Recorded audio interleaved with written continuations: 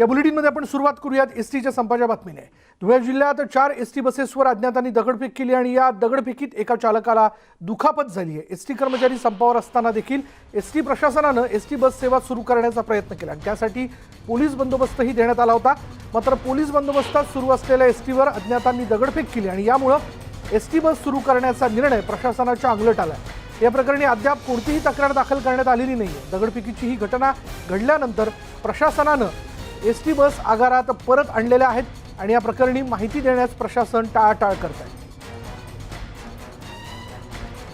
आणि दृश्य आपण बघतोय की आज पोलीस बंदोबस्तामध्ये काही एसटी जे त्या आगाराच्या बाहेर काढण्यात आला, पण यावेळी एसटीवरती दगडफेक करण्यात आलेली आहे। अज्ञातांकडून ही एसटी बसेसवर दगडफेक झाल्याचं आपल्याला कळत आहे आणि आता या प्रकरणी अधिक तपास केला जातोय। पण आगार व्यवस्थापकांकडून जेव्हा या एसटी बसेस पुन्हा एसटी आगारात आणण्यात आल्या त्याबद्दल माहिती देण्यास टाळाटाळ केली जाते। यामध्ये एक चालक जो आहे तो जखमी झाल्याचं कळतंय। आज रोजी आम्हाला बसेस काढण्याचे आदेश मिळाले होते डीसीकडून। आज आम्ही धुळे ते नरडाणा हा एक आम्ही बस काढलेली होती आणि येताना नागावबारी या ठिकाणी आमच्या बसवरती अज्ञातांनी दगडफेक केली व माझ्या हातालाही खूप मोठी दुखापत झालेली आहे व आज आम्ही पोलीस स्टेशनला येऊन तसं FIR दाखल केलेला आहे अज्ञातांविरोधात। तरी आमची मागणी आहे की आम्हाला पोलीस संरक्षण देण्यात यावं। याबद्दल अधिक माहिती जाणून घेऊयात। आमचे धुळ्याचे प्रतिनिधी दीपक बोरसे आपल्याबरोबर आहेत। दीपक, काही कळू शकलंय का की कोण होते हे अज्ञात ज्यांनी बसवरती दगडफेक केली? विशाल, खरं तर राज्यभरात एसटीचा संप सुरू आहे आणि धुळे जिल्ह्यात देखील एसटीचा संप गेल्या 14 दिवसांपासून सुरू होता। मात्र आज या ठिकाणी धुळे परिवहन विभागाचे जे प्रशासनाच्या माध्यमातून पोलीस बंदोबस्तामध्ये सकाळी एकूण 17 बसेस ज्या आहेत त्या वेगवेगळ्या मार्गावर मार्गस्थ करण्यात आल्या, सोडण्यात आल्या। खरं तर या बस सोडण्यासाठी कर्मचाऱ्यांचाही देखील विरोध होता, मात्र त्यांनी गांधीगिरीच्या माध्यमातून विरोध देखील केला। अशा परिस्थितीमध्ये पोलीस बंदोबस्तात या बस आगाराच्या बाहेर पडल्यानंतर मार्गांवर मार्गक्रमण होत असताना 4 बसेस आतापर्यंत फुटल्या आहेत। 4 वेगवेगळ्या बसेस ज्यांच्यावरती ही दगडफेक झालेली आहे, अज्ञात लोकांनी दगडफेक केली। नेमकी कोणी दगडफेक केली हे अद्याप समजू शकलेलं नाहीये। ज्या बसेस फुटल्या त्यामध्ये एक महत्त्वाचे म्हणजे जी सगळ्यात पहिली बस बाहेर पडली धुळे नरडाणा, या बसवरती कार्यरत असलेल्या एका चालकाचा त्याला ज्या ठिकाणी दुखापत झालेली आहे दगडफेकीमध्ये। बसची दगडफेक झाल्यानंतर तो प्रत्यक्षात गाडी चालवत असताना त्याला त्याच्या हाताला मोठ्या प्रमाणात दुखापत झालेली आहे। एकूणच जर पाहिलं तर या आतापर्यंत 4 बसेस फुटलेल्या आहेत। या 4ही बसेस धुळे बस आगारात आणण्यात आलेल्या आहेत। मात्र या बसेसवर नेमकी दगडफेक कोणी केली अद्याप समजू शकलेलं नाही। सकाळी खरं तर ज्यावेळेस बस सोडण्यात येत होत्या त्यावेळेस मनसेच्या कार्यकर्त्यांनी या ठिकाणी बस बाहेर सोडण्यासाठी विरोध केला होता। त्या ठिकाणी खडाजंगी देखील झाली होती, मात्र पोलिसांनी त्यांना ताब्यात घेतलं होतं आणि पोलीस बंदोबस्तात, कडक पोलीस बंदोबस्तात म्हणजे अक्षरशः गाड्यांच्या पुढे एस्कॉर्ट देण्यात आलं होतं पोलिसांचं आणि या बंदोबस्तात या गाड्या बाहेर पडल्या। मात्र आता पोलिसांनी बंदोबस्त दिल्यानंतर देखील प्रशासनाने जो काही निर्णय घेतला होता बस गाड्या सोडण्याचा तो त्यांच्या अंगलट आलेला आहे। तो निर्णयाच्या संदर्भात त्याचं असं कारण असं की आता 4 बसेसवरती दगडफेक झालेली आहे, त्यामुळे या बसेसवर जे प्रशिक्षणार्थी जे चालक आहेत ज्यांच्या माध्यमातून ही सेवा पुन्हा सुरू करण्यात आलेली होती, कारण की आजही धुळे बस आगारामधले सर्व चालक आणि कंडक्टर हे संपामध्ये सामील आहेत। त्यांचा कुठल्याही प्रकारचा या बस सेवा सुरू करण्याला पाठिंबा नाहीये, त्यांचा विरोध कायम आहे। असं असताना प्रशासनाने या ठिकाणी दुसरे कर्मचारी आणून ही बस सेवा सुरू करण्याचा प्रयत्न केला, मात्र तिला आज गालबोट लागलेला आहे।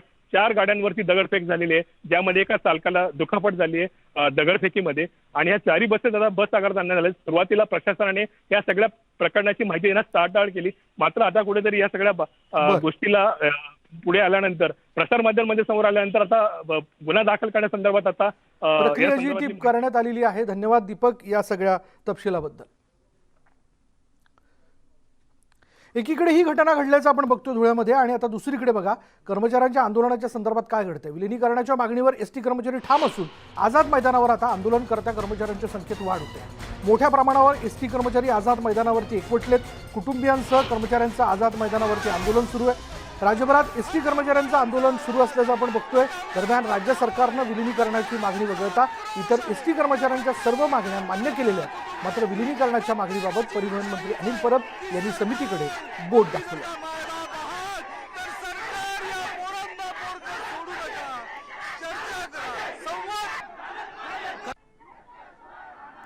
याबद्दल विधान परिषदेचे विरोधी पक्ष नेते प्रवीण दरेकर यांनी काय म्हटले पाहूया। अशा प्रकारची मुस्कटदाबी सरकारची सर्व ठिकाणी सुरू आहे। परंतु कितीही आपण दबावशाही करा, हे कर्मचाऱ्यांचं उत्स्फूर्त आंदोलन आहे. हे कर्मचारी त्या ठिकाणी कुठल्याही परिस्थितीत आपला न्याय मिळवल्याशिवाय राहणार नाहीत. माझी सरकारला विनंती आहे की अशा प्रकारची दबावतंत्र वापरू नका. आज शांततामय मार्गानं, लोकशाही मार्गानं आंदोलन चाललंय आणि उद्या जर आपल्या दबावतंत्रातनं याला काही हिंसक वळण प्राप्त झालं, त्याला सर्वस्वी सरकार जबाबदार असेल हा इशारा देऊ इच्छितो. आणि जी लोक मुंबईकडे आझाद मैदानावर येत आहेत त्यांना त्या ठिकाणी आपण अडवू नका, सोडून द्या. ही दडपशाही योग्य नाही. आणि आता थेट आपण जाणार आहोत आमचे प्रतिनिधी विशाल पाटील यांच्याकडे. विशाल, आज या आंदोलनातला रविवारचा हा दिवस, अजूनही एसटी कर्मचारी आपल्या विलिनीकरणाच्या मागणीवरती ठाम आहेत. काय म्हणजे आता आंदोलनाची पुढली दिशा कशी असणार आहे, काय म्हणतात एसटी कर्मचारी? विशाल, आपण पाहतोय की एस टी कर्मचाऱ्यांचं आंदोलन जे आहे जवळपास आता 12 दिवस होत आले. एस टी कर्मचारी आझाद मैदानमध्ये आलेले आपल्याला पाहायला मिळत आहेत. ज्यावेळेला एस टी कर्मचाऱ्यांच्या संपाची हाक दिली होती त्यावेळेला आझाद मैदानमध्ये जवळपास 30 किंवा 40 कर्मचारी जे आहेत ते आंदोलनाला आले होते. आज 12 दिवसानंतर आंदोलनाची आपण जर व्याप्ती बघायला गेलं तर शेकडोच्या संख्येनं एस टी कर्मचारी जे आहेत हे मुंबईमध्ये दाखल झालेले आहेत, आझाद मैदानमध्ये आलेले आहेत. ह्या 2 दिवसामध्ये जवळपास 600 एस टी कर्मचारी जे आहेत ते आझाद मैदानमध्ये दाखल झाले आहेत. त्यामुळे आता जर आपण हे आंदोलनाची तीव्रता जर पाहायला गेली तर कुठेतरी ही आंदोलनं चिघळताना आपल्याला पाहायला मिळत आहेत. एस टी कर्मचारी जे आहेत ते स्वतःच्या मागणीवरती ठाम आहेत आणि आपण पाहतोय की अनेक ठिकाणी एस टी जी आहे ती पोलीस बंदोबस्तामध्ये बाहेर काढण्याचा प्रकारसुद्धा राज्य सरकारकडनं केला जातोय.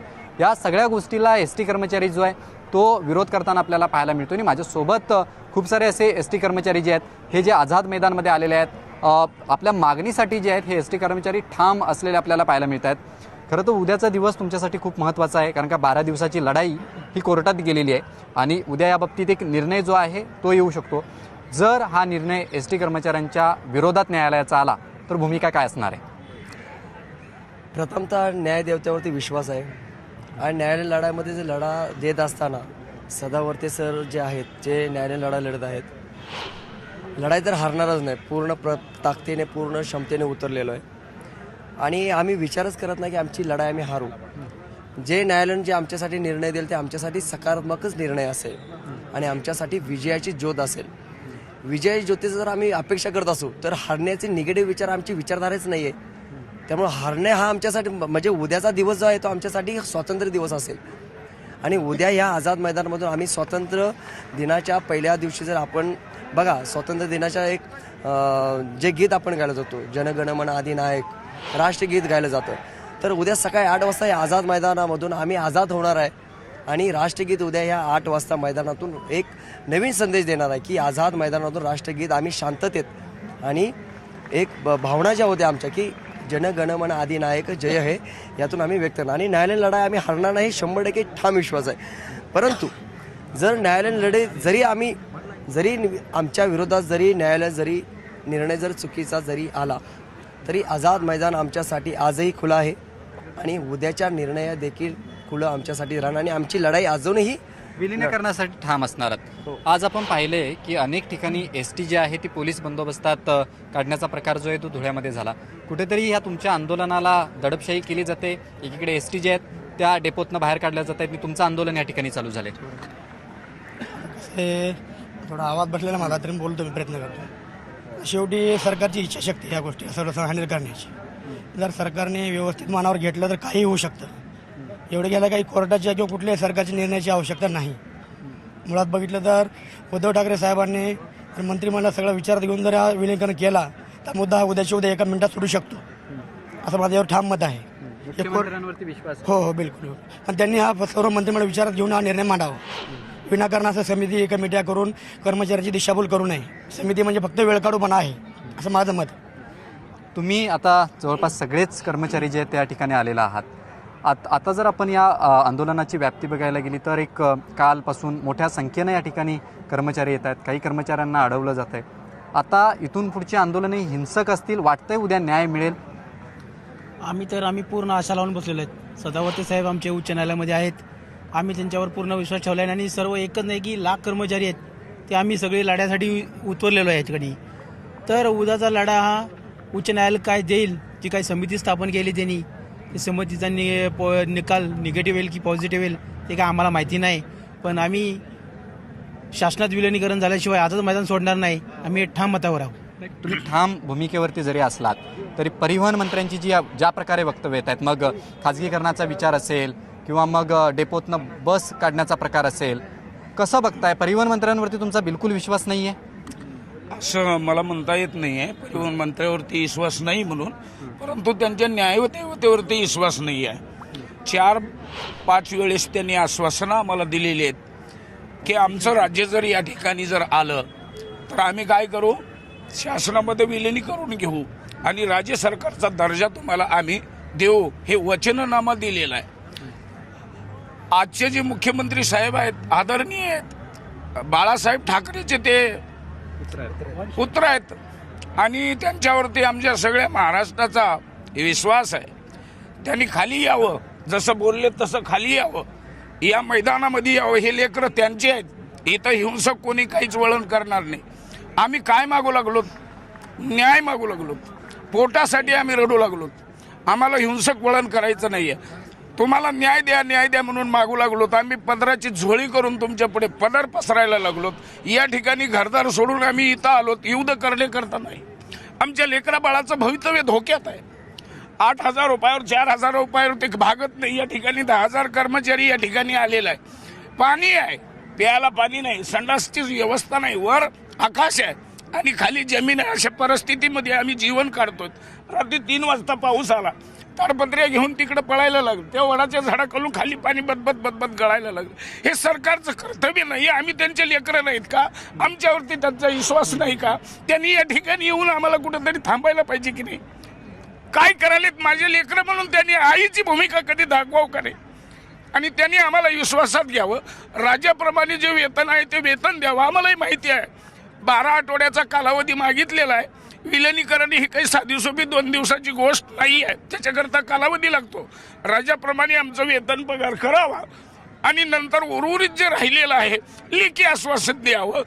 आम्ही एवढ्या दिवसामध्ये करून माझं सर्व कामगार उद्या 1-5 मिनिटाच्या आत हे मैदान खाली करायला तयार आहे. भीक मागायची नाही, आम्हाला हक्क मागायचे.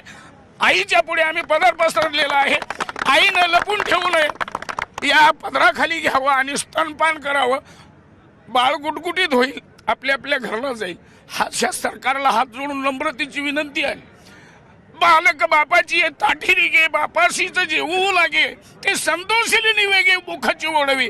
आम्ही जर हे आंदोलन केलं तर त्यांचं सुद्धा काय म्हणायचं? लेकरू रडल्याशिवाय आई पाजवत नाही, हा धर्म आहे. तसं आम्ही रडायलो आणि या सरकारला मागणी मागायला लागलो. आई, खरंच आम्हाला खायला नाही का? तू कुठून तरी धावून ये आणि आमच्या लेकरा बाळाला खाऊ घाल. आमचा एवढा जीव तरस्त होऊन गेलेला आहे. काही जरी केलं तर आम्हाला काही होत नाही. तुमची मागणी रास्त आहे. तुमच्या समोरच्या अडचणींची व्यथा तुम्ही मांडलेली आहात. पण ज्या पद्धतीनं या ठिकाणी राजकीय नेता येत आहेत, वेगवेगळ्या संघटना तुमच्याकडे पाठिंब्यासाठी येत आहेत, आज भाजपचे 2 नेते तुमच्या सोबत आहेत, सरकारचा एकही प्रतिनिधी फिरकत नाहीये. कुठेतरी काळजी नाही आहे सरकारला तुमच्याबाबत असं वाटतं? आम्हालाही तेच म्हणायचंय. नेते येतात म्हणजे काही त्यांनी आम्हाला शिकवण देऊ लागले नाहीत. 2-3 दिवस आमचे कर्मचारी गेल्याच्या नंतर आम्हाला या ठिकाणी कोणी बी नाही. त्यावेळेला कोणीतरी आधार द्यावं. आधार त्यांनी दिला. घाबरू नका, तुमची लढाई आहे, तुम्ही लढत राहा. काही कमी पडलं तर तुम्हाला आम्ही सहकार्य करू. सहकार्याची भूमिका दाखवली. संघटनेच्या माध्यमातून आम्ही इथं आलेलो नव्हतो किंवा राजकीय पुढाऱ्याच्या दबावाला बळी पडून आम्ही या ठिकाणी आलो नाहीत. न्याय आणि हक्क मागण्याकरता आम्ही या ठिकाणी आलेलो आहोत. आमची पोटतिडकी आहे. एवढंच म्हणणं, वेळोवेळी वेतन आयोगाप्रमाणे वेतन द्यावं आणि उर्वरित 2 महिने लागू द्या, 3 महिने लागू द्या, 4 महिने लागू द्या, लेखी आश्वासन द्यावं आणि आम्हाला आमच्या घराला पाठवून द्यावं. एवढीच मागणी आहे मायबाप सरकारच्या पुढे. एवढं तुम्ही काळीच पाषाणाचं कठोर करू नका. कुठंतरी लोण्याची भूमिका घ्या, मृदू व्हा आणि या सगळ्या बांधवाला तुमचे लेकरं समजून एक बारचं डिक्लेअर करून आम्हाला गावाकडे पाठवून द्या. आमची बी आता शक्ती क्षीण झालेली आहे. परंतु आमचं एकच म्हणणं आहे, इथं जर तुम्ही नाही जर दिलं तिथं तरी मरणार आहो आम्ही. कसं तरी मरणार आहे ना. मग या ठिकाणीच उपासमाराने मला तरी काही हरकत नाही. त्यांच्या जर अंतकरणात तेच असेल, माई जर लेकराला पाजवीत नसेल, माई जर आम्हाला टाकून देत असेल, तर आमचा माईवरती पूर्ण विश्वास आहे आम्हाला. आज नाही तर उद्या तरी तिनं पदरात घेतल्याशिवाय राहणार नाही. आणि न्याय देवता आहे, तराजू त्यांच्या हातात आहे. न्यायावरती आमचा पूर्ण विश्वास आहे. कुठं काही जरी झालं न्याय देवता कधी ढळत नाही. का तर त्यांच्या हातात आहे. आमचा संप्रदाय बोलतो, तुझी असत्यने वेदाशी बोलणे, सूर्याशी झालनी तुझी असत्य, वृक्षाचे पान हले ज्याची सत्ता, कोण बोलवित हरिवीन, त्याच्या हातात सत्ता आहे. माझा त्या सत्तेचा उपयोग करावा आणि आम्हाला त्याच्या पत्राखाली घ्यावं एवढंच आमचं मागणी आहे. दुसरं काही सांगायचं नाही. पद्धतीनं तुम्ही सांगितलात की वरती आकाश आहे, पाऊस रात्रीचा येतो, थंडी पडते, जी वाताहत होते ती आम्हीही पाहतोय. ज्या पद्धतीनं रात्री अपरात्री आता मुंबईमध्ये पाऊस पडतोय, थंडी असते, या सगळ्या एस टी कर्मचाऱ्यांमध्ये तुम्ही फक्त एकटे नाही आहात, तुमचा संसार या ठिकाणी आणलेला. फुटपाथवरती जेवण करताना आम्ही तुम्हाला पाहिलेलं आहे. लहान मुलं तुमच्याबरोबर आहेत, तुमची नातवंड या ठिकाणी आलेली आहेत. कुठेतरी या सगळ्या गोष्टी बघताना तुमच्या यातना ज्या आहेत त्या तुम्ही आज बोलून दाखवल्यात. सरकारनं आता कुठेतरी आझाद मैदानामध्ये आलं पाहिजे, तुमच्याशी कुठच्याही बंगल्यामध्ये किंवा सह्याद्री अतिथीगृहांमध्ये किंवा AC याच्यामध्ये चर्चा करण्यापेक्षा ह्या उघड्या मैदानात चर्चा केली पाहिजे. काही हरकत नाही. इथं येऊन जरी आम्हाला सांगितलं आणि लेखी आश्वासन दिलं तर आईला उघडं म्हणता येत नाही. शेतामध्ये जरी पदराखाली घेऊन पाजिले तर लेकरू आईला उघडं म्हणत नाही, आणि घरामध्ये घेऊन जरी पाजिवले तर उघडं म्हणत नाही. आमच्यासाठी हेच बंगला आहे आणि आमचे हेच स्वर्ग आहे. याच ठिकाणी जर आलं आणि आम्हाला जर सांगितलं, आश्वासन दिलं, तर आम्ही सरकारशी कोणीही पावली बोलायला तयार आहोत.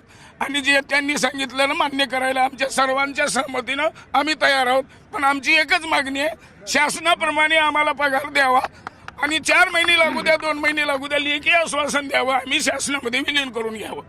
मग या ठिकाणी बोला अथवा कोण्याही ठिकाणी बोला, आमचे कर्मचारी सर्वतोपरी तयार आहेत. विलिनीकरणाच्या बाबतीत सरकारची जर आपण आत्तापर्यंत जर भूमिका बघितली तर कुठेही अशी पॉझिटिव्ह दिसत नाही आहे किंवा होकारार्थी दिसत नाही आहे. मग त्याला वेगवेगळे पर्याय दिले जात आहेत, खाजगीकरण दिलं जातं आहे किंवा मग फक्त वेतन वाढवतो पण विलिनीकरण शक्य नाही म्हटलं जातं आहे. भूमिका काय असणार आहे सरकारचं? ह्या सगळ्या बाबतीत जर परिवहन मंत्र्यांनी पहिल्या दिवसापासून जर आपण त्यांच्या एक पॉझिटिव्ह अप्रोचकडे बघितलं तर विलिनीकरण होऊ शकत नाही अशीच भूमिका केली जाते. डेपोतनं बस बाहेर काढल्या जात आहेत, तुम्ही आंदोलनावरती ठाम आहात. या सगळ्यामध्ये जरी तुमचा एक प्रश्न असला तरी प्रवासी जे आहेत या प्रवाशांची सुद्धा याच्यामध्ये वाताहत होते, तुमचीही होते ते स्पष्टपणे दिसतंय. प्रवाशांची सुद्धा तितकीच वाताहत होते. त्या बाबतीचा विचार करून कुठेतरी या सगळ्या बाबतीत सरकारनं कशी भूमिका घेतली पाहिजे किंवा उद्याचा दिवस कसा पद्धतीचा महत्त्व असणार आहे, आणि जर या सगळ्या बाबतीत तुमच्या सगळ्याच गोष्टी विरोधात आल्या तर तुमची भूमिका काय असणार आहे? हे आंदोलन कशा प्रकारे असणार आहे? आमची भूमिका काय असणार आहे सर? एकच सांगायचे, याला म्हणतात हट्ट. एक राजहट आहे, एक स्त्री हट्ट आहे आणि एक बालहट्ट आहे. हे कर्मचारी बालहट्टामध्ये आहेत, राजकर्ते राजहट्टामध्ये आहेत.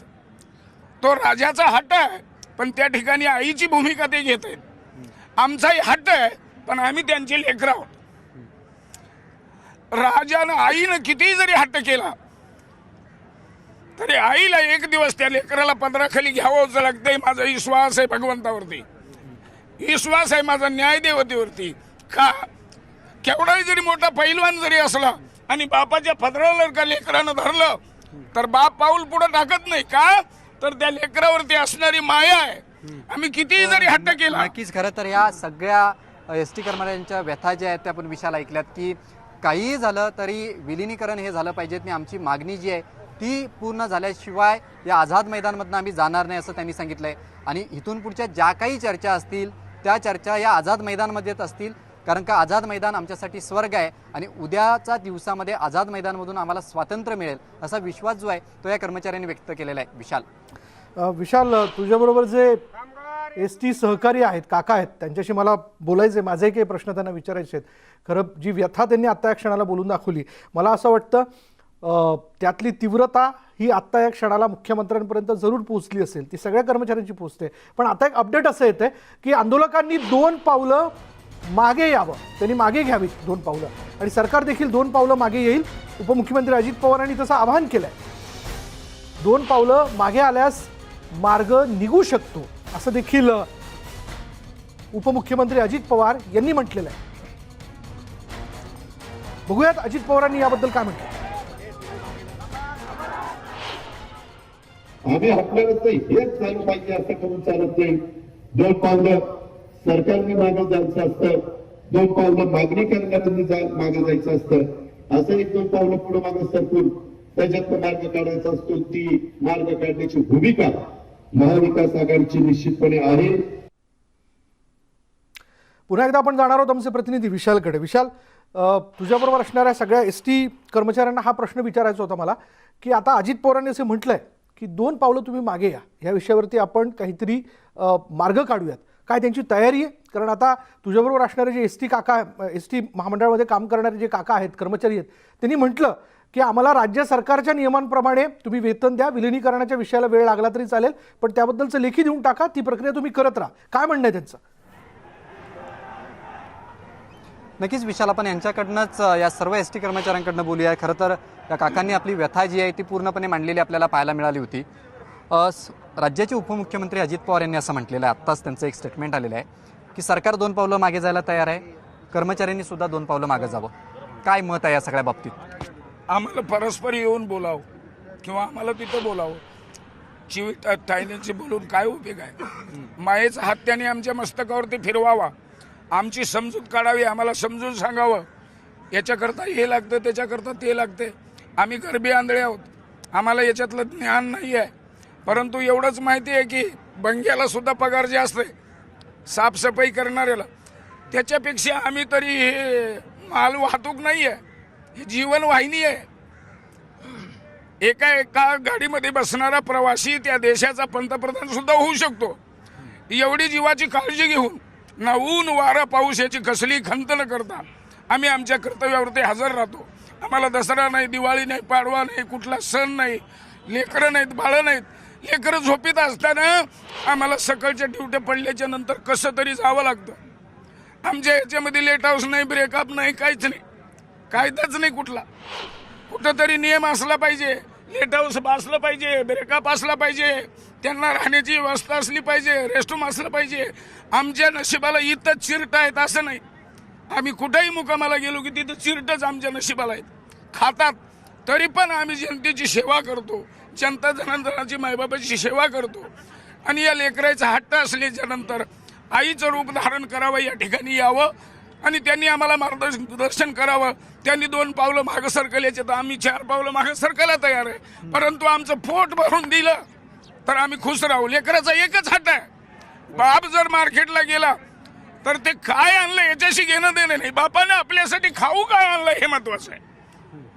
राज्यकर्त्याला माझी विनंती आहे, कोणी बी इथं या, परंतु आम्हाला पोटभर खाऊ द्या, आम्ही सर्वजण ऐकायला तयार आहोत. काका, एक विचारायचं महत्त्वाचा मला प्रश्न विचारायचा आहे. तुम्ही मला आता म्हणतात मला या काकांना विचारायचं आहे, यांचं नाव काय? ज्या पोटतिडकीने या सगळ्या एस टी कर्मचाऱ्यांची बाजू मांडण्याचा ते प्रयत्न करतात, त्यांचं नाव काय? कुठल्या जिल्ह्यामध्ये ते काम करतात, कुठल्या पदावर ते काम करतात? आणि जोडून त्यांना हाही प्रश्न विचार, जसं ते म्हणाले कुठलाही सणवार नाही, केव्हाही ड्युटी लागते, सकाळी उठून निघावं लागतं. कुटुंबाला देखील माहिती झालेलं आहे की घरचा हा पुरुष राबतो म्हणून याला सणवारासाठी घाईघाईने घरात थांबवणं काही शक्य नाही. त्यांच्या मनात ही सल आहे की इतकी वर्ष वेगवेगळ्या प्रकारच्या सगळ्या हौशीमौशींवरती पाणी फिरून मी काम केलं आणि आज माझ्यावरती अशा पद्धतीने आंदोलन करण्याची वेळ आली, सरकार माझ्याकडे लक्ष देत नाहीये, ही सल आहे त्यांच्या मनात. नक्कीच विशाल, आपण त्यांच्याकडनं जाणून घेऊया, कारण का ही एक मोठी सल आहे. इतकी प्रदीर्घ सेवा दिल्यानंतर अशा प्रकारे एवढ्या वयामध्ये एक न्याय मागण्यासाठी आझाद मैदानमध्ये यावं लागतंय. काका, तुम्ही कोणत्या आगार डेपोमध्ये काम करता, कोणत्या जिल्ह्यातनं तुम्ही आलेला आहात? मी नांदेडमधून आलेलो आहे, नांदेडमधून कंधार तालुक्यामध्ये आलेलो आहे. आणि तिथं होत असणारा छळ मी शासनाच्या समोर ओपन करतो. काय छळ होता? हे मी सांगितलं होता, लेट हाऊस ब्रेकअप जे आहे, 27ला ड्युटी केली, 28ला ऑफ होता, 29ला सकाळी 6:30चं नागपूर टाकून अबसेंट केला.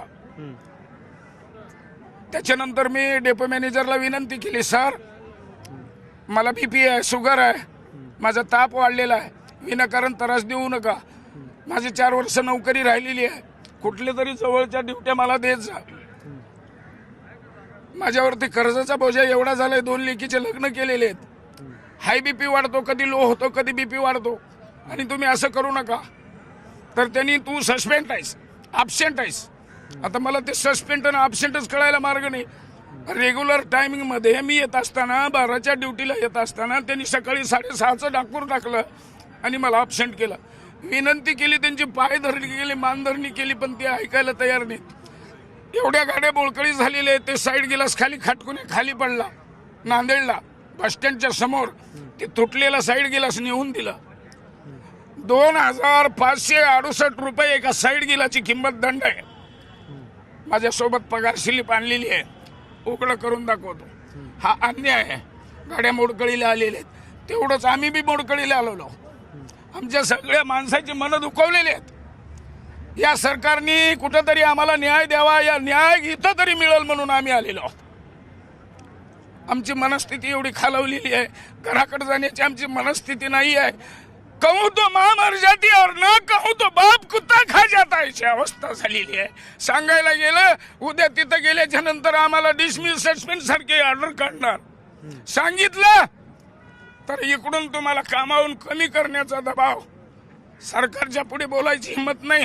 नक्कीच या सगळ्या तुमच्या व्यथा आहेत विशाल. खरं तर ज्या पद्धतीनं या काकांनी व्यथा मांडलेल्या आहे, मग डेपोमध्ये कशा प्रकारचा छळ होतो किंवा शिफ्टमध्ये कशा प्रकारच्या गोष्टी केल्या जातात, कुठेतरी यांच्या भावना ऐकताना आपणही माणसं आहोत. या भावना ऐकताना आपल्याही डोळ्यात एक पाणी जे आहे ते आपसुकपणे येतं. मात्र ज्या ST कर्मचाऱ्यांची जी व्यथा आहे, आझाद मैदानमध्ये ज्या वेळेला आम्ही हे सगळं करण्यासाठी येतो, वृत्तांकन करण्यासाठी येतो, त्यांच्या व्यथा मांडतो. अनेक अशा महिला आहेत ज्या महिलांना कुठचीही सोय मिळत नाही आहे. मग कधी फुटपाथवर असेल किंवा ज्या ठिकाणी आता पाण्याची व्यवस्था केलेली आहे विशाल, त्या ठिकाणी काही लोक झोपलेली असतात. चिखलाची परिस्थिती जी आहे ती आझाद मैदानमध्ये काही ठिकाणी पाहायला मिळते. मुंबईत आपल्याला माहिती आहे की गेले 3 दिवस जो आहे तो रात्रीचा कधीही पाऊस पडतोय, उघड्यावरतीही लोक असलेले आपल्याला पाहायला मिळत आहेत. आणि काकांनी एक वाक्य म्हटलं की आमचा बालहट्ट असेल तर राज्यकर्त्यांनी जरी त्यांचा राजहट्ट पूर्ण करायचा ठरवला असला, आणि ज्या पद्धतीनं आता अजित पवार यांनी एक वाक्य केलेलं आहे, एक स्टेटमेंट दिलेलं आहे की 2 पावलं पुढे मागे जा, आम्ही 2 पावलं मागे जाऊ. काकांनी असं सांगितलंय की फक्त आमच्या पोटाचा विचार करा, आमच्या मागण्यांचा विचार करा. या संवादातनं एक तर आहे, म्हणजे भाऊक तर या क्षणाला मला तुला सगळ्यांनाच व्हायला झालेलं असेल. म्हणजे सगळ्या प्रेक्षकांना एकच सांगायचं आहे, शेवटी तो एक माणूस आहे. तो आपल्यासाठी आपल्याला एका गावातनं दुसऱ्या गावी घेऊन जातो. तो त्याच्या घरातल्या सणवारावरती ते सणवार बाजूला ठेवून आपल्यासाठी म्हणून कर्तव्य बजावतो. या क्षणाला तुम्ही म्हणत असाल की प्रवासी म्हणून आपले हाल होत आहेत, आपल्याला जाता येत नाही आहे. पण समजून घ्या, या काकाने ज्या प्रकारे आता त्यांच्या समस्या मांडल्या, आगारात काय त्रास होतो, वरिष्ठ कशा पद्धतीने त्यांना त्रास देतात, हा त्रास या सगळ्या आंदोलनाच्या पाठीमागे त्याची ती पार्श्वभूमी आहे. म्हणून आज ST कर्मचारी त्यांच्या विलिनीकरणाच्या मागणीवरती ठाम आहे. झालेला त्रास पाठीमागे हे समजून आपण घ्यायला हवं. शेवटी तो माणूस आहे. यानंतर इथं वेळ झाली का ब्रेकची. ब्रेक घेऊयात आणि ब्रेकनंतर जय हिंद सन्मानमध्ये आज आपण बघणार आहोत 1971च्या लढाईत भारतानं पाकिस्तानला कशी धूळ चारली याची शौर्यगाथा. पहा फक्त न्यूज 18 लोकमत.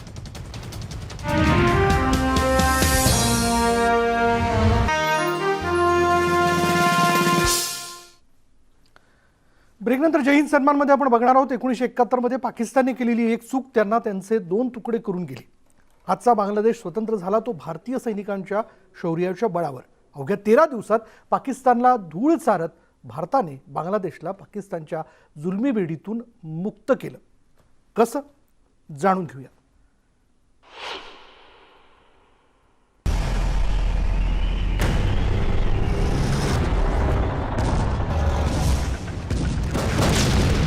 वर्ष 1971च्या डिसेंबर महिन्यात भारतानं पाकिस्तानला पराभवाची चव चाखायला लावली.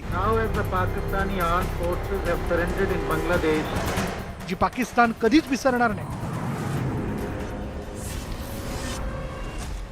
पण भारतानं दया दाखवली आणि 1 वर्षांनंतर म्हणजेच 1972मध्ये शिमला कराराच्या माध्यमातून पाकिस्तानच्या सगळ्या युद्ध कैद्यांना सोडून देण्यात आलं.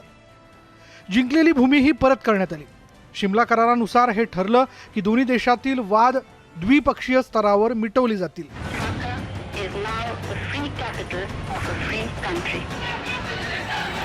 बांगलादेश मुक्त झाला. बांगलादेशची मुक्ती पाकिस्तान अजूनही विसरला नाहीये.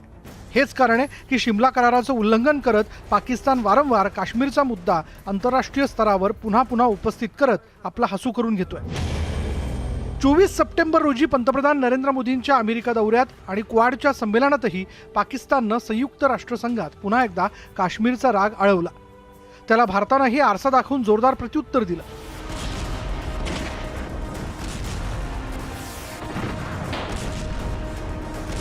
एकोणीसशे 71 मध्ये भारतानं पाकिस्तानचा जबरदस्त पराभव केला. त्याचा 16 डिसेंबरला सुवर्ण महोत्सव साजरा केला जाणार आहे.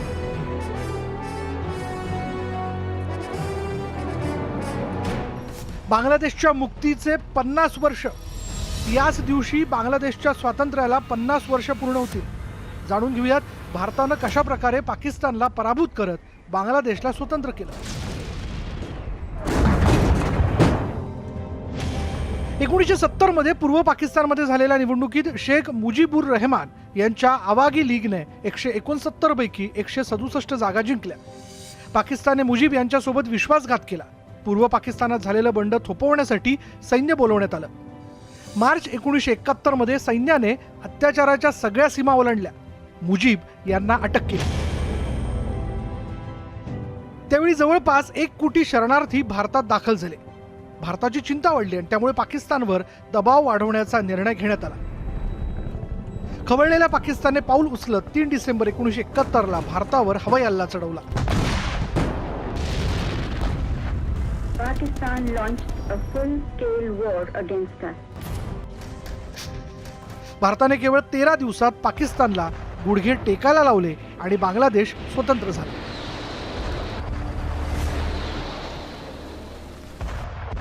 अशा प्रकारे भारतीय सैन्याने 1971च्या युद्धात शौर्याचा नवा इतिहास लिहिला.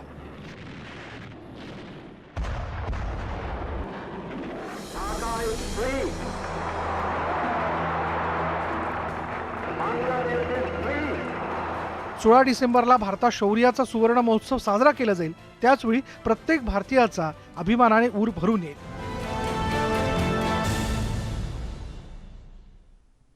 यानंतर जय हिंद सन्मानमध्ये इथे वेळ झाली का ब्रेकची. ब्रेक घेऊयात. पहा फक्त न्यूज 18 लोकमत.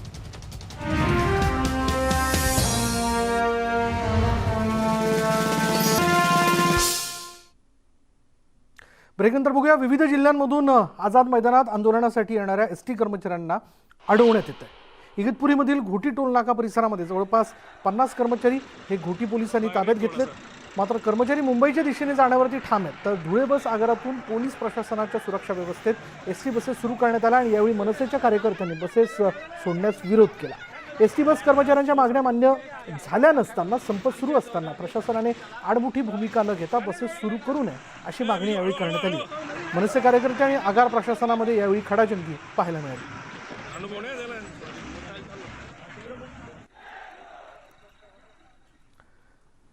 नाशिकच्या द्वारका परिसरातल्या रवींद्र विद्यालयात TET परीक्षेसाठी वेळेत न आल्यानं मुलांना परीक्षा केंद्रात घेतलं गेलं नाही आणि त्यामुळे संतप्त झालेल्या विद्यार्थ्यांनी गोंधळ घातला. नांदेडमध्येही एसटी बसेस बंद असल्यानं बाहेर गावाहून येणाऱ्या विद्यार्थ्यांची धावपळ झाली आणि विद्यार्थ्यांना अधिकचे पैसे देऊन प्रवास करावा लागला. जळगावमधल्या परीक्षा केंद्रावरही पोहोचण्यासाठी अनेक परीक्षार्थींना उशीर झाला आणि एसटी संपामुळे इथल्या परीक्षार्थींनाही नाहक त्रास सहन करावा लागला. वाशिम आणि चंद्रपूरमध्येही हजारो परीक्षार्थींना एसटीच्या संपाचा मोठा फटका बसलाय. इतके दिवस अभ्यास आणि परीक्षेची तयारी केल्यानंतर आज अनेक विद्यार्थ्यांना नाहक परीक्षेला मुकावं लागलं.